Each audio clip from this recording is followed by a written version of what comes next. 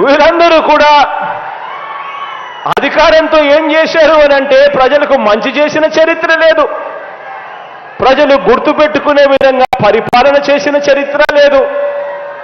ఆ అధికారంతో కేవలం దోచుకోవడం, దోచుకున్నది పంచుకోవడం మాత్రమే జరిగాయి అని చెప్పి ఆలోచన చేయమని కోరుతా ఉన్నాను మీ అందరితో కూడా.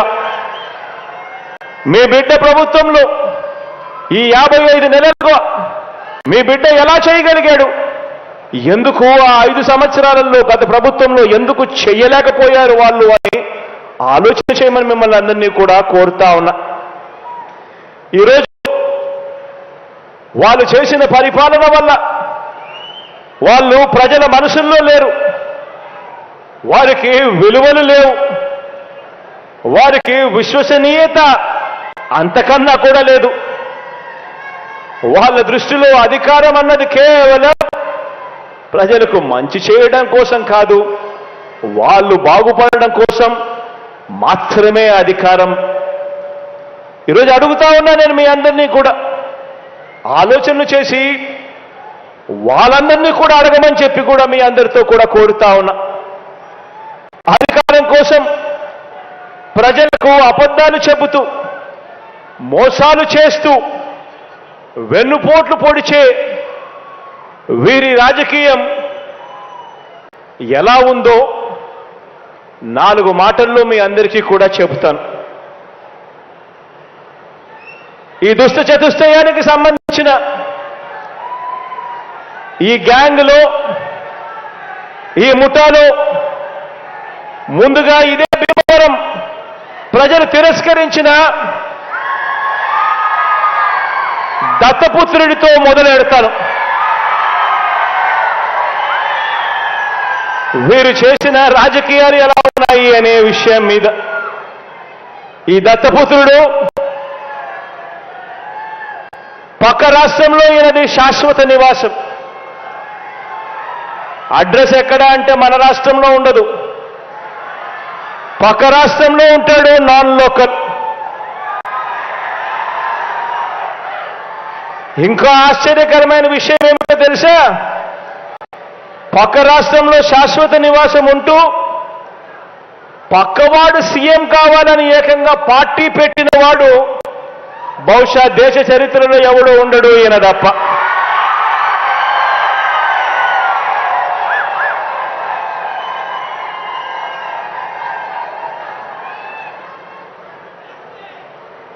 ఈ మనిషి బాబు ముఖ్యమంత్రి అయితే చాలు,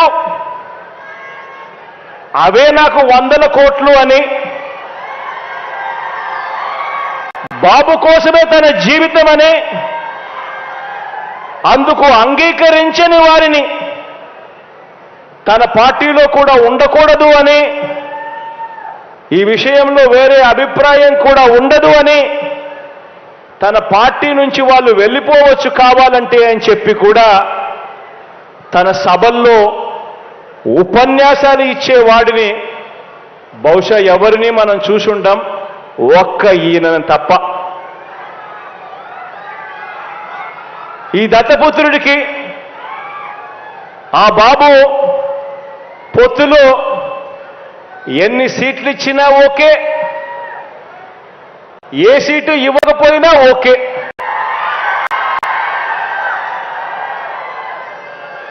చిత్తం ప్రభు అనే త్యాగాల త్యాగరాజుని మాత్రం ఇప్పుడే ఈ దత్తపుత్రుల్లో మాత్రమే చూస్తాం. ఎవరైనా ప్రజల కోసం త్యాగాలు చేసేవాడిని చూశాం కానీ ఏకంగా ప్యాకేజీల కోసం త్యాగం చేసేవాడిని మాత్రం బహుశా ఎప్పుడు చూసిండం.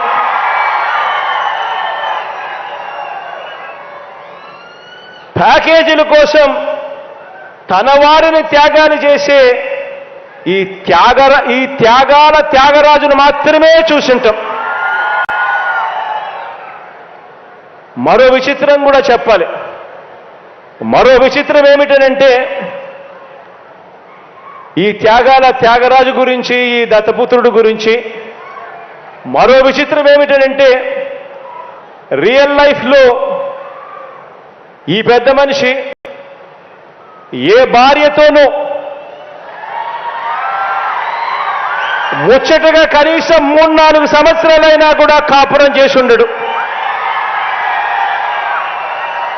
ఈ మ్యారేజ్ స్టారు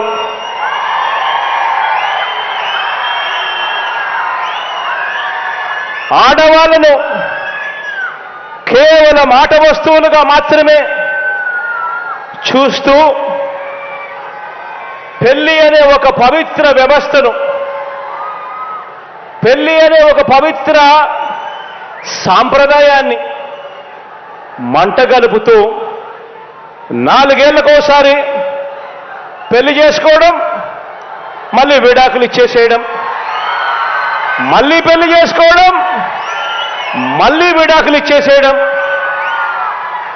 ఏకంగా కార్లను మార్చినట్టుగా భార్యలను మారుస్తా ఉన్న ఈ పెద్ద మనిషి 3 సంవత్సరాలకు 4 సంవత్సరాలకు భార్యలను మారుస్తా ఉన్న ఈ పెద్ద మనిషి ఇప్పటికే 3 భార్యలు అయిపోయారు అని అంటే ఆలోచన చేయమని అడుగుతా ఉన్నా.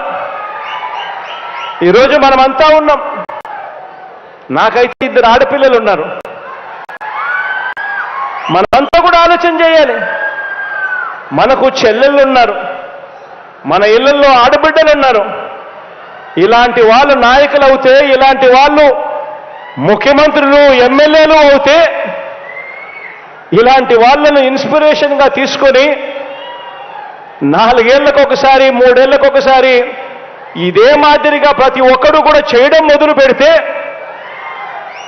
నిజంగా మన ఆడబిడ్డల పరిస్థితి ఏమిటి, మన చెల్లెళ్ళ పరిస్థితి ఏమిటి, మన ఆడబిడ్డల పరిస్థితి ఏమిటి? ఇలాంటి పరిస్థితిని, ఇలాంటి కార్యక్రమాలు చేసే ఇలాంటి వారిని సమాజంలో, రాజకీయాలలో ఇలాంటి వారికి కనీసం ఓటు వేయడం కూడా ధర్మమేనా అని చెప్పి కూడా ఆలోచన చేయమని కోరుతా ఉన్నా. ఆలోచన చేయమని అడుగుతా ఉన్నా. ఇలాంటి ఆయనేమో ఏ భార్యతోనూ కనీసం 3-4 సంవత్సరాలైనా కూడా కాపురం చేయలేడు. కానీ పొలిటికల్ లైఫ్లో మాత్రం చంద్రబాబు నాయుడుతో మాత్రం తన వివాహ బంధం కనీసం 10-15 సంవత్సరాలైనా ఉండాల్సిందే అని చెప్పి ఏకంగా తన క్యాడర్కు చెప్తా ఉన్నాడు. తన క్యాడర్కి ఇదే మాటలు చెప్తా ఉన్నాడు. చంద్రబాబు నాయుడుతో వివాహ బంధం కనీసం 10-15 సంవత్సరాలైనా ఉండాలి అని చెప్పి. నేను అడుగుతా ఉన్నా, ఆలోచన చేయమని అడుగుతా ఉన్నా మిమ్మల్ని అందరినీ కూడా. నేను అడిగేది ఒకటే,